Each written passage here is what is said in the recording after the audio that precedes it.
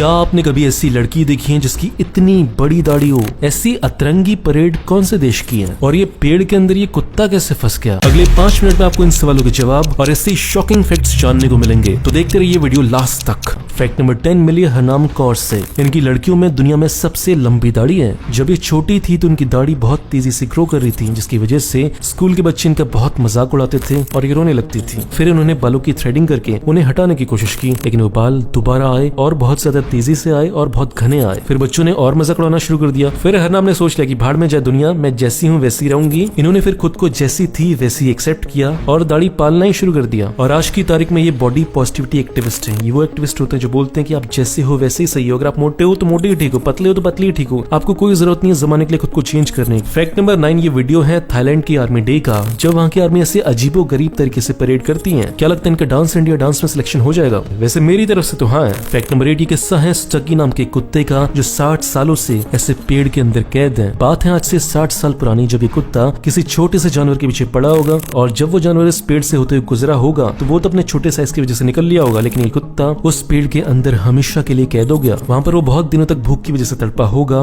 फिर उसकी मौत हो गई होगी और फिर इसके 60 साल के बाद जब लोग उस पेड़ को काटने के लिए आए तब उन्हें इस कुत्ते की बॉडी मिली और आज भी ये कुत्ता इस पेड़ के अंदर ही है, जॉर्जिया के म्यूजियम में रखा हुआ है। फैक्ट नंबर 7 अगर मैं आपसे कहूँ कि एक पायलट ने, क्योंकि उसकी लैंडिंग सही से नहीं हो रही थी तो इसलिए उसने एक न्यूक्लियर बम आसमान से फेंक दिया, तो क्या आप विश्वास करोगे? ऐसा ही हुआ था। साल था 1958। यूएसए की एयरफोर्स ट्रेनिंग कर रही थी और इसी ट्रेनिंग के दौरान उनके 2 एयरक्राफ्ट आपस में टकरा गए और उसी में से B-47 एयरक्राफ्ट पर मौजूद थे मेजर हॉवर्ड, और प्लेन का वेट ज्यादा होने की वजह से वो सही से लैंडिंग नहीं कर पा रहे थे। तो फिर प्लेन को हल्का करने के लिए उन्होंने क्या किया, एक 4 टन का न्यूक्लियर बम नीचे फेंक दिया। बहुत ही बढ़िया। फिर इसके बाद प्लेन तो सेफली लैंड हो गया, लेकिन वो 4 टन का बम अटलांटिक ओशन में कहीं गुम हो गया। इसके बाद बहुत सारी कोशिशें की गई कि उस बम को ढूंढा जा सके, लेकिन वो बम आज तक नहीं मिल पाया। कोई दिक्कत वाली बात नहीं, जिस दिन फटेगा उस दिन पता चल जाएगा। फैक्ट नंबर 6 क्या आपने कभी सोचा है कि जो चींटियां हैं वो जब पेड़ के सामने खड़ी होती होंगी तो उन्हें कैसा लगता होगा? अगर वही चीज फील करना चाहते हो तो जा सकते हैं यूएसए के कैलिफोर्निया में बेस्ड सिकोया नेशनल पार्क में। इस पार्क में दुनिया के सबसे बड़े बड़े पेड़ पाए जाते हैं और इतने पुराने पेड़ जो आज से 2000-3000 साल पुराने हैं। इनके सामने खड़े होकर ऐसा लगता है कि जैसे हम किसी दूसरे ग्रह पर आ चुके हैं। फैक्ट नंबर 5 ये किस्सा बहुत इंटरेस्टिंग है। बात है वर्ल्ड वॉर 2 की। तब नीदरलैंड का एक शिप था जो इंडोनेशिया के जावा में फंसा हुआ था और उसे जाना था ऑस्ट्रेलिया, लेकिन एक बहुत बड़ी प्रॉब्लम थी कि जो जापान के एयरक्राफ्ट थे वो आसमान में घूम रहे थे, उनसे बचना इम्पॉसिबल था। फिर इसके बाद नीदरलैंड की आर्मी ने एक ऐसी ट्रिक निकाली जो बहुत एपिक थी। उन्होंने अपने पूरे शिप को एक आइलैंड में कन्वर्ट कर दिया। कैसे? शिप में मौजूद 45 लोगों ने बड़े बड़े पेड़ काटे, बड़ी बड़ी लकड़ियां काटी और उसको शिप के ऊपर रख दिया, जिससे आसमान से देखने पर यह लगता था कि नीचे कोई आइलैंड है। तो ये लोग दिन के टाइम क्या करते थे कि किसी आइलैंड से जाकर चिपक जाते थे, जिससे होता यह था कि जब जापान की एयरफोर्स ऊपर से देखती थी तो उन्हें लगता था कि ये तो आइलैंड है, शिप कहाँ पे है। दिन में वो ऐसा करते थे और फिर वो रात को ट्रेवल करते थे और इस चीज में उनकी मदद हो पाई इंडोनेशिया के 18,000 आइलैंड की वजह से। हाँ, इंडोनेशिया के पास 18,000 आइलैंड्स हैं। तो ऐसे धीरे धीरे करके रोज ट्रेवल करते रहे और वो टोटल 8 दिन के बाद जावा से ऑस्ट्रेलिया पहुंच गए। फैक्ट नंबर 4 हम जो थम्स अप करते हैं इसकी शुरुआत कैसे हुई थी? इसके पीछे भी इंटरेस्टिंग कहानी है। बात है आज से 2000 साल पुरानी एंशिएंट रोम की। तब वहां पर बड़े बड़े स्टेडियम्स के बीच में ग्लैडिएटर्स लड़ाई करते थे।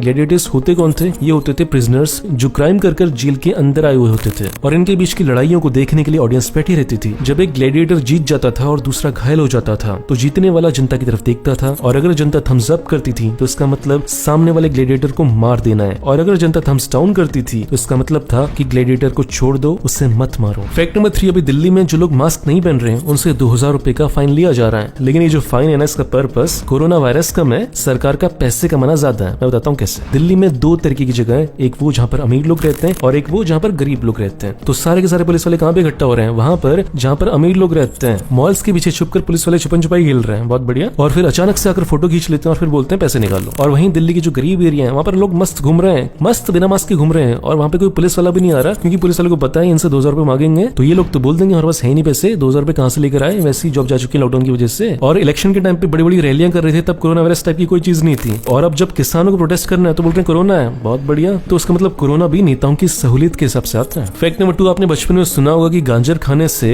आपकी आंखें तेज होती हैं, लेकिन क्या सच में ऐसा होता है? नहीं होता। इसके पीछे था एक खतरनाक प्रोपेगेंडा। देखो साल थे 1940s के और वर्ल्ड वॉर चल रही थी और उसमें ब्रिटेन ने पहली बार सीक्रेटली रडार की खोज कर ली थी, लेकिन ब्रिटेन ये नहीं चाहता था कि दूसरे देशों को ये पता चल पाए कि उन्होंने रडार की खोज कर ली है। तो जब ब्रिटेन की सरकार से ये सवाल पूछा जाता था कि तुम्हारे जो एयरफोर्स के पायलट हैं वो रात को मिशन कैसे कर पा रहे हैं, इतना अच्छा कैसे देख पा रहे हैं वो। तो तब ब्रिटेन की सरकार ने ये झूठ बोला कि वो कैरेट बहुत खाते हैं ना, बहुत गाजर खाते हैं, इसकी वजह से उनकी आंखें बहुत तेज हैं, तुम भी खाओ तुम्हारे भी हो जाएंगे। फैक्ट नंबर 1, साल था 1896। तब इंडिया की अपनी कोई क्रिकेट की टीम नहीं थी, तब केवल ब्रिटेन की टीम थी और उस समय एक प्लेयर निकल कर आए रणजीत सिंह के नाम से। और रणजीत सिंह इतना अच्छा खेलते थे कि ब्रिटेन की क्रिकेट टीम ने इन्हें अपनी टीम में लेने का फैसला कर लिया और ये इंडिया के पहले खिलाड़ी बने थे जिन्होंने इंटरनेशनल खेला था और ब्रिटेन की टीम से खेल पाए थे। और उन्हीं को ऑनर करने के लिए आज रणजीत सिंह ट्रॉफी खेली जाती है। दोस्तों, अगर आप मेरा वीडियो पहली बार देख रहे हो तो इस चैनल को सब्सक्राइब करो, फेसबुक पेज को लाइक करो, आपको ऐसी शानदार वीडियोस रोज मिलते रहेंगे। और इस चैनल को सपोर्ट करना चाहते हो तो दो काम करो, पहला इसे लाइक करो, दूसरा इस वीडियो को शेयर करो ताकि आपके दोस्तों को पता चल सके कि आप कितने इंटरेस्टिंग वीडियोस देखते हो। मिलते हैं अगले वीडियो में, बाय।